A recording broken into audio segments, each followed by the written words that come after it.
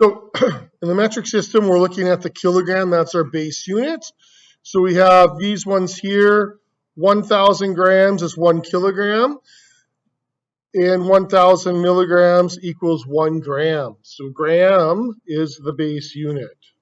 Okay, this is your base.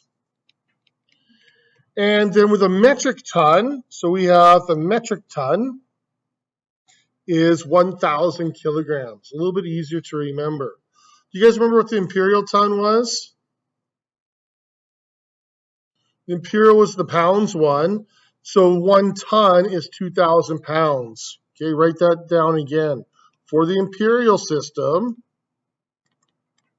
we got to make sure we use 1 ton, TN, that's the abbreviation, TN is 2,000 pounds. Whereas the metric ton, the abbreviation is T. Okay, so it's important to know there's different tons, they're spelt differently, the ending, and they have different abbreviations. So you know what the question is talking about. For these, you're also welcome, you don't have to just use these conversions right here, the grams to kilograms and milligrams to grams. You're welcome to use your staircase. Okay, so you're welcome to use your staircase with the gram in the middle, and then going up, you would divide by 10, and going down, you multiply by 10.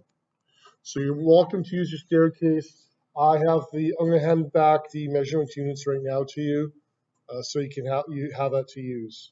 Okay? Any questions? A couple examples then off to your homework. Okay. So, first one here, Google. If you are using Google, make sure you type in the word what? Convert.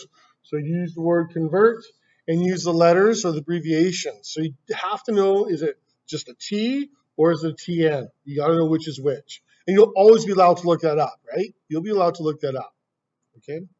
There is no provincial exam, so just ignore that. Okay, just ignore that. Good. So we're going to convert the following. This conversion right here, 6.7 tons to kilograms. So we have 6.7 T multiplied by the conversion factor. So it's either 1 ton, it's 1 ton, just a T, over 1,000 kilograms, or if you flip the conversion factor, it's 1,000 kilograms over 1 ton. So the question is, which one do we use, the top conversion or the bottom? Well, what are we trying to find? Right? We're trying to find kg, so that means since we're trying to find kg, kg must be on top. So we will multiply by 1,000 kg, kg must be on top, and 1 t on the bottom. So it allows us to find kg because the tons cancel with this multiplication. So on our calculator, we simply go 6.7 times 1,000 divided by 1, 6,700 kilograms. Okay? 6,700 kg. Any questions? Okay. You can use the proportion down below if you like. I don't like using that. I rather multiply by a conversion factor. You do a ton of that in chemistry 11, a little bit in chemistry 10 as well when you're going, okay, but lots in chemistry 11, physics as well, okay? Next one, 2975 kg. So now that you have kg and you want to find tons, you would have to use the bottom conversion factor. So again, we take our number, we multiply it by the conversion factor. So we start by writing the fraction line.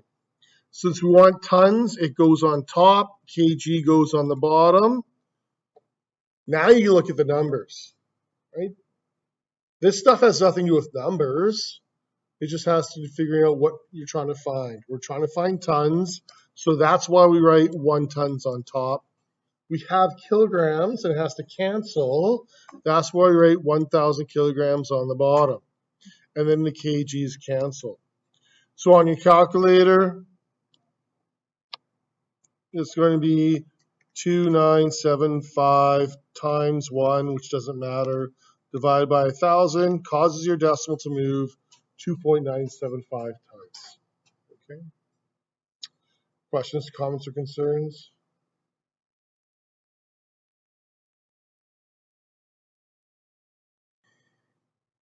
All right. Whoops. Always does that. I don't know why.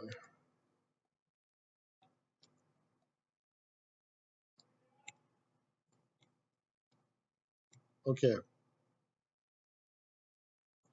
So next one, example number 2. We have 650 grams of flour, 340 grams of cornmeal, and 220 grams of sugar. What is the total weight of these dry goods in kilograms? So you have a couple choices. Number 1, okay, first thing you could do is you could add them together all in grams, then convert. Okay, so they're all the same units, so you can totally add them up, then convert. What do you think the other method would be?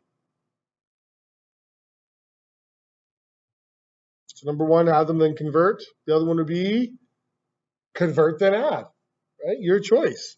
So, or what you could do, okay, or number 2, or you could convert first, then add. So it's your choice on how you want to do it.